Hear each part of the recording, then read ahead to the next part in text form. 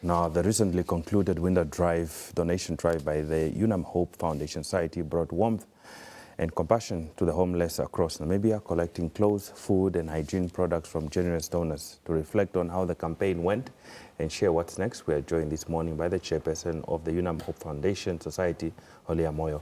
Good morning, ma'am, and thank you so much for making time to speak to us. Good morning, Mr. Light, no problem. Okay, now the Winter donation drive has just wrapped up. Can you describe the overall turnout and support from the public? The support from the public was actually very immense and it was very heartfelt. I feel like a lot of people underestimate how their actions could significantly impact someone's life.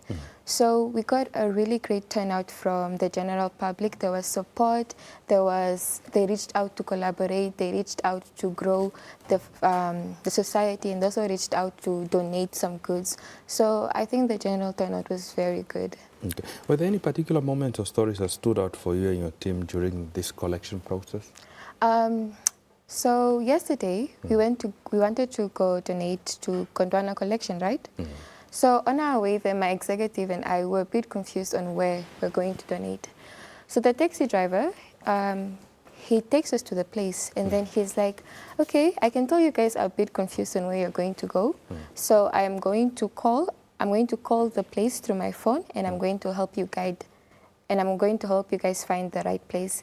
And I feel like his kindness really stood out to me because generally there's no taxi driver that would be like, let me call the place and let me direct you.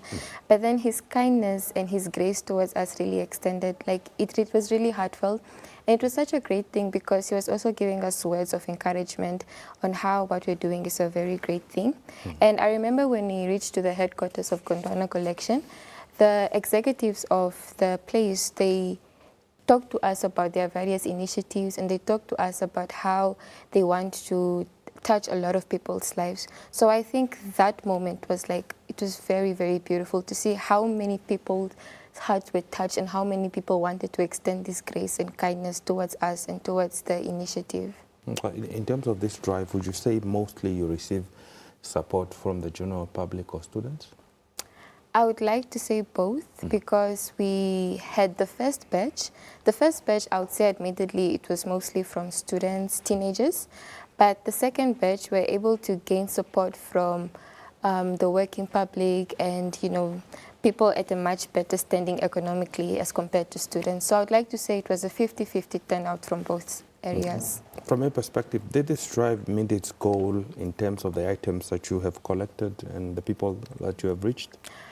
Considering that this is a new society, it's a baby society, we didn't have any backup in the prior years, and we had a different system in the years before us. I think our impact and the amount of people we reached and the amount of goods we collected was very, very, very significant. I would like to say we did really good. Unfortunately, though, we didn't have like a benchmark to compare to as of last year because this is a new thing. But I think we started off really great. Okay.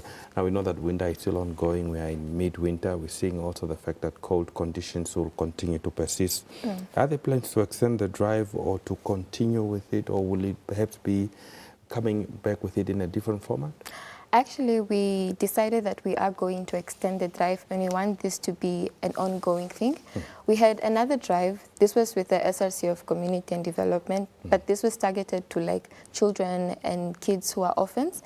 So with the winter drive, we decided to do the same for that. We're going to extend it throughout the whole of July and throughout these cold winter conditions. So with the handing out process that we're going to be doing next week, this is going to be the first batch.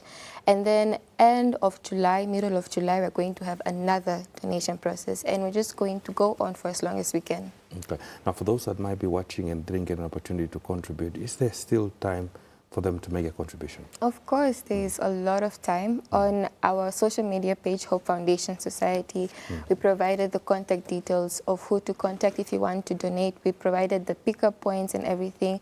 I feel like if anyone wants to extend their kindness or wants to donate, they have a lot of time to do that. Okay. Lastly, any words of appreciation or encouragement, especially to everyone who supported this initiative?